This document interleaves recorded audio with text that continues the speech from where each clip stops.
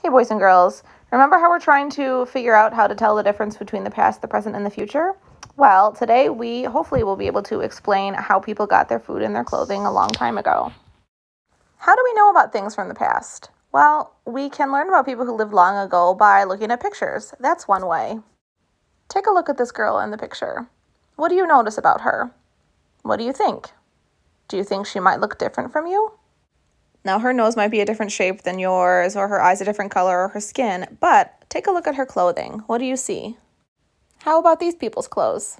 I would say that they definitely don't look like modern clothes that we might wear today. Are these the type of clothes that the kids your age would wear now? Definitely not.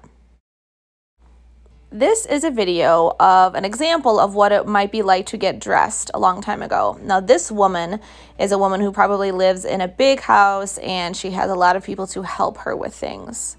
There are a lot of layers to her outfit, so she needs a lot of help. Check out these shoes. These are definitely not the kinds of shoes we wear. I see no Velcro, no zippers, no rubber. This is a video of someone in Michigan dressing up in the clothes that were worn hundreds of years ago. Zippers were not invented yet, so in order to keep clothes closed, you had to do things like tie or button, and later on you'll see that she even pins her shirt on. Now, after all of these layers and things she puts on, she is going to get ready, not to go to a fancy party. She's actually going to get ready to go work. She's going to go either cook, clean, garden, gather food, materials. So all of these layers are still just to do work around the house.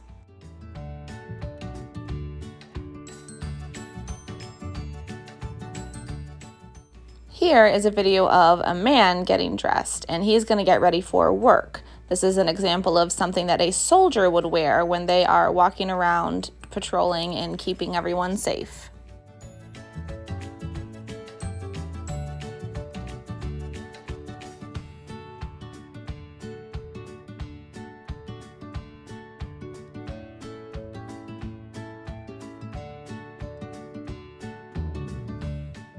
Now, what would happen if you needed a new shirt?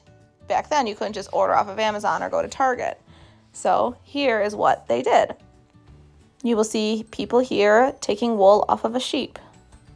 From there, they take that wool and turn it into yarn by using a special device, which this woman right here will explain. By a treadle, and down here is my foot, and the foot controls this back arm, which runs the back wheel. Just like a bicycle, I'm gonna pinch, I'm gonna pull, stretch, and release. And that's gonna feed right into the machine. This device allows you to make a special type of yarn called tape. Today we use chemicals to create dyes, but in colonial times, all the colors came from Mother Nature. Onion skins and daffodil heads, very affordable, gives you beautiful yellows and golds, and you can mix them and over dye them like you do in art class. Blue and yellow will give you a nice green. Now the different colored yarns are ready to be woven into cloth. This is our final stage. We are making fabric. This loom has 4 harnesses and 4 petals, and so as I raise 2 of the petals, we make what is called a shed, and that's what our shuttle goes through. When I change my feet, I change the threads on the warp, and then I'm ready to have the shuttle go right through again. Now let's think about food. How do you think people got food long ago? There was no going to Kroger or going to a restaurant. People had to hunt, plant, grow, and make their own food. There were no tractors or big machines to make planting any easier, so people had to get creative with what they had. Here you will see a cow pulling a platform with spikes underneath to mix up the dirt and make spaces for the plants to grow. So after watching this, I think you're starting to understand that life is a little bit easier nowadays. We don't have to work as hard for the things that we need every day. And hopefully you will be able to explain how people got food and clothing so long ago.